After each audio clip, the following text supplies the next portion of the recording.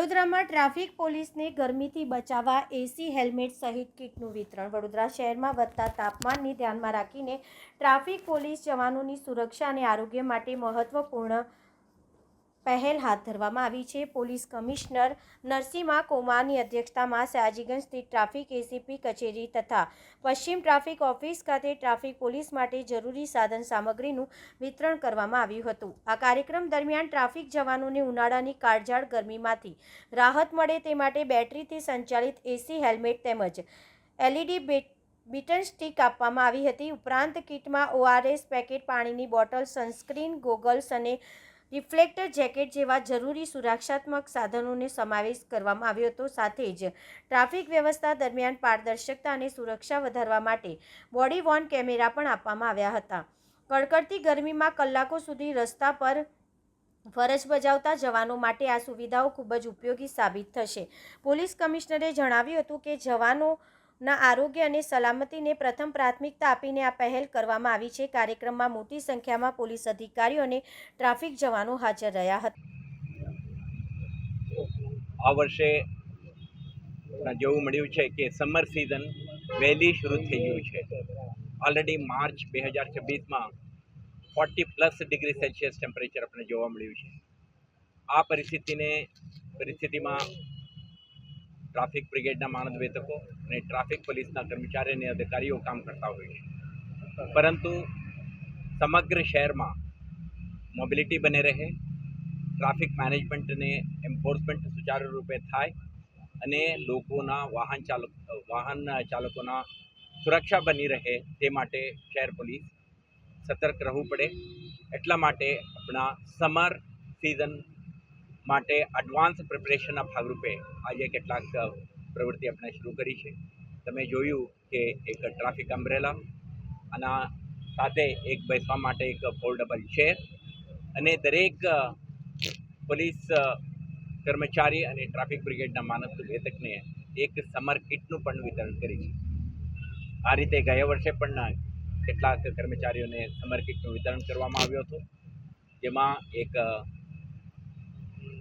Water bottle છે, જેમાં ઠંડા પાણી રાખી શકીએ, ઓઆરએસ આપી છે, તેમાં મિક્સ કરીને કરે તો ડિહાઇડ્રેશન ના થાય તે માટે ત્યાં ધ્યાન રાખી શકે.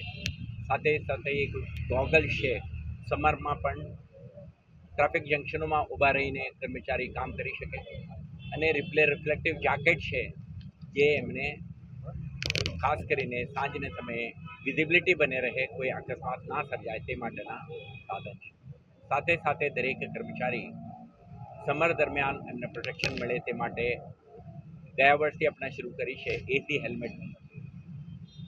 એસી હેલ્મેટ લગભગ 450 જેટલા હેલ્મેટને આપણે વિતરણ કરી રહ્યા છીએ, જેથી કરીને પીક સમર હીટમાં ટ્રાફિક કર્મચારી અને ટ્રાફિક બ્રિગેડના મહાનિદેશકો સુરક્ષિત ઊભા રહી શકે અને હીટ સ્ટ્રોક, સનસ્ટ્રોક કે ડિહાઇડ્રેશનના લીધે એમને કોઈ ઇન્જરી કે ફેટાલિટીના કિસ્સો ન બને તે માટે શહેર પોલીસ તરફથી તાકેદારી રાખવામાં આવી રહ્યું છે.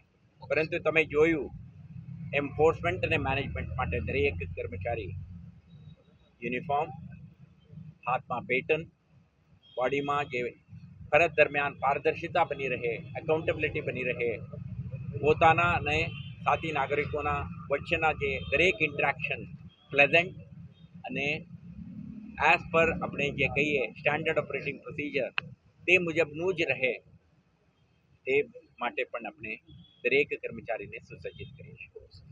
આજે આપણે આપણા માધ્યમથી કહેવા માંગીએ છીએ કે સમર હીટને ધ્યાને રાખીને શહેરના લગભગ 80 જેટલા ટ્રાફિક જંકશન્સને પણ આપણે between 12 o'clock and 4 o'clock in the afternoon આપણે બંધ રાખીએ છીએ. તો અનુરોધ છે કે બંધ રાખવાના લીધે ફ્રી ફોર ઓલ નથી. એક તો શહેરજનો આ પીક હીટમાં નીકળે નહીં, નીકળે તો અત્યંત જરૂરી કિસ્સામાં જ નીકળે. અને જ્યારે તમે નીકળો છો, સર્કલોમાં જે સિગ્નલ બંધ છે એવા સર્કલોમાં તમે સ્લો ડાઉન થાઓ અને તમારા અને સાથી નાગરિકોના સુરક્ષાને ધ્યાને રાખીને નેગોશિએટ કરો, જેથી કરીને કોઈ અકસ્માત સર્જાય. સાથે સાથે છેલ્લા 2 મહિનામાં આપણે જોયું છે કેટલાક કિસ્સાઓમાં ગઈકાલે પણ એક કિસ્સા બન્યું 10th બાળક 3 સવારી સાથે નીકળેલા અને હેલ્મેટ નહીં, લાઇસન્સ નહીં અને વાહન ચલાવવા માટે સક્ષમ નહીં એવા બાળકો પણ નીકળેલા. આજે સમર સિઝનમાં સ્કૂલ વેકેશન શરૂ થાય છે. દરેક બાળકોને, વાલીઓને અનુરોધ છે, અપ્રાપ્ત વયના બાળકોને વાહન આપતા નહીં અને એમના સુરક્ષા કોમ્પ્રોમાઇઝ કરતા નહીં. બીજું આપણે જોયું કેટલાક કિસ્સામાં 4 વ્હીલર ચાલકો પણ ઓવર સ્પીડિંગ કરીને પણ અકસ્માત સર્જાવાના કિસ્સા બન્યું છે. આજે ફેન્ટાસ્ટિક મશીન માર્કેટમાં ઉપલબ્ધ છે, હાઈ સ્પીડ વાહન ઉપલબ્ધ છે, પરંતુ શહેરી વિસ્તારમાં નિર્ધારિત સ્પીડમાં જ વાહન હંકારવું જરૂરી છે, નહીં તો તમારા હાઈ એન્ડ કાર હોવા છતાં પણ અકસ્માત થશે અને તમારા સુરક્ષા જોખમાશે. સાથે સાથે અન્ય નાગરિકોને પણ ખતરો છે. તો એવો કિસ્સો ના બને તે માટે પણ તાકેદારી રાખવા.